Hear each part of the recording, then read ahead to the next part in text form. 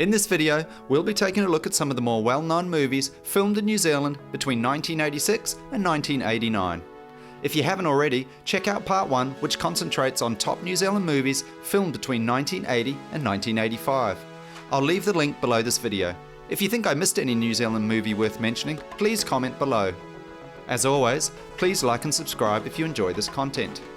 1986. Footrot Flats, The Dog's Tale.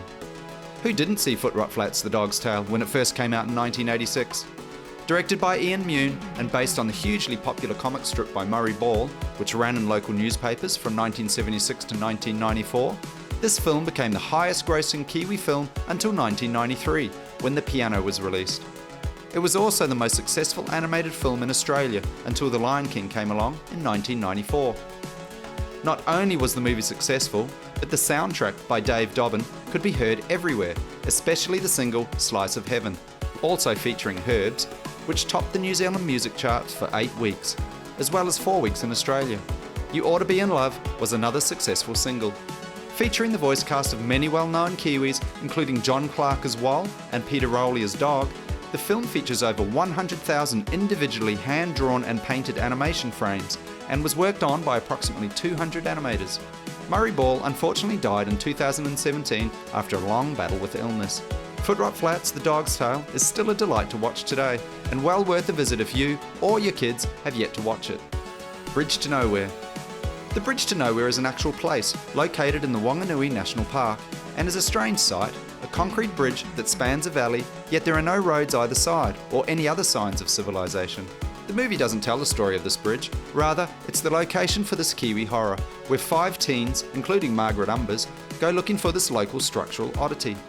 Unfortunately for them, a reclusive local bushman, played by Bruno Lawrence, lives nearby and doesn't appreciate them visiting the area. In true survival horror fashion, they start getting picked off one by one whilst lost in the increasingly claustrophobic New Zealand bushland. Interestingly, director Ian Mune completely changed tack with this film after previously directing the kid-friendly Footrot Flats movie earlier the same year. Queen City Rocker. Written by a 16-year-old with no prior screenwriting credits, Queen City Rocker initially started out as a story revolving around the gang rivalry in the early 1980s of the Boot Boys, a local group of skinheads, and the King Cobras, a Samoan gang founded in Ponsonby. As the screenplay was rewritten several times, this story took a backseat to what was ultimately released. 19-year-old Scar, a skinhead living in Auckland, tries to rescue his sister, who works in a brothel. After disastrous results, Scar takes revenge on the brothel owner, who's also a dodgy concert promoter, by causing a riot at one of the promoter's gigs. 1987. Bad Taste. The film that made the world take notice of Peter Jackson.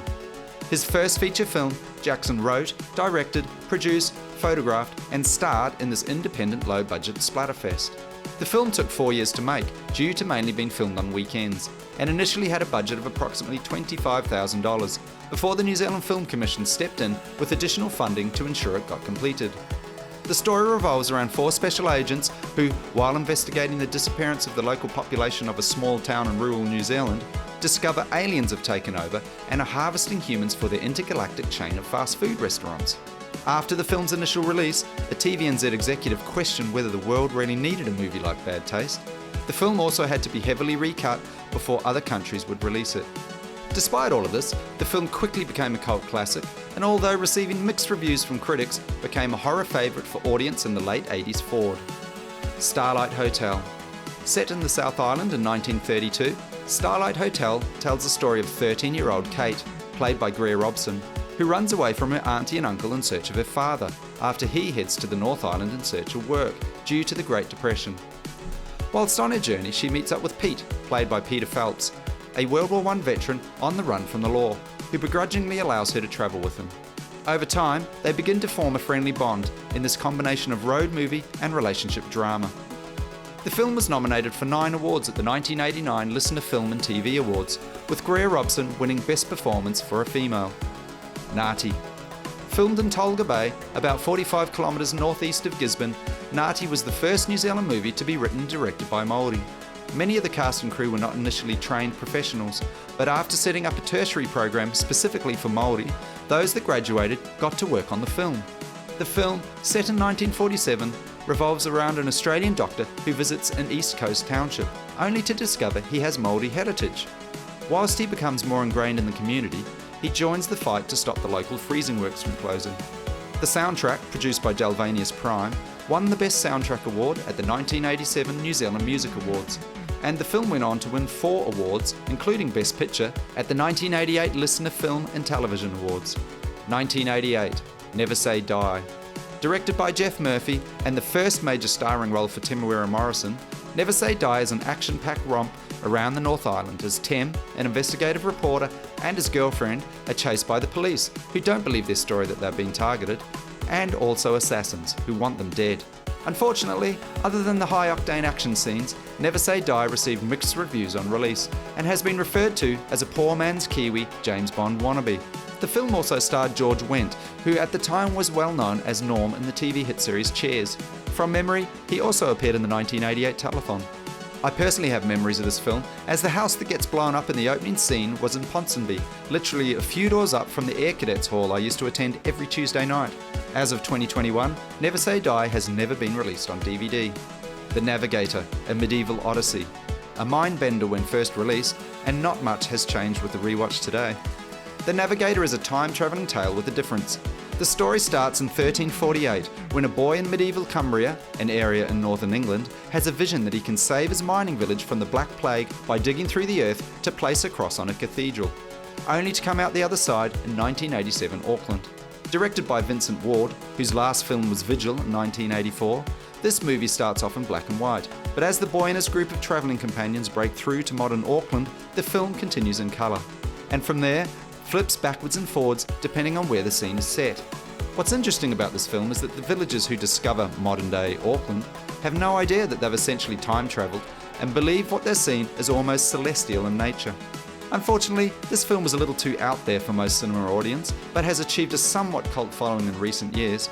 In saying that, it did win a number of awards, including both Best Film and Best Director at the 1989 Listener Film and Television Awards.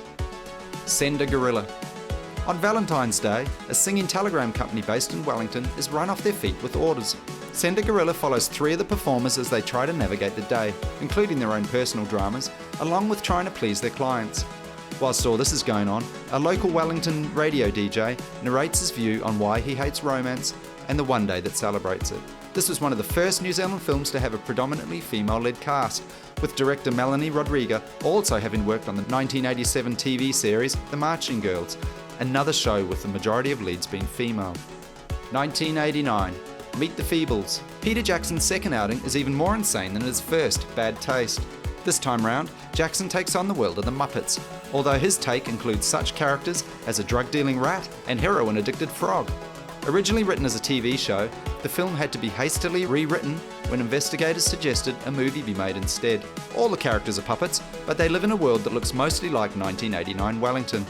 The story, and part musical, follows the cast of the fabulous Feebles Variety Hour, and the hours leading up to this show.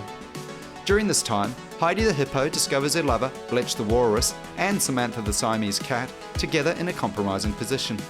This leads her to grab an M60 machine gun and go on a shooting spree, giving Jackson an excuse to ramp up the blood and gore even more.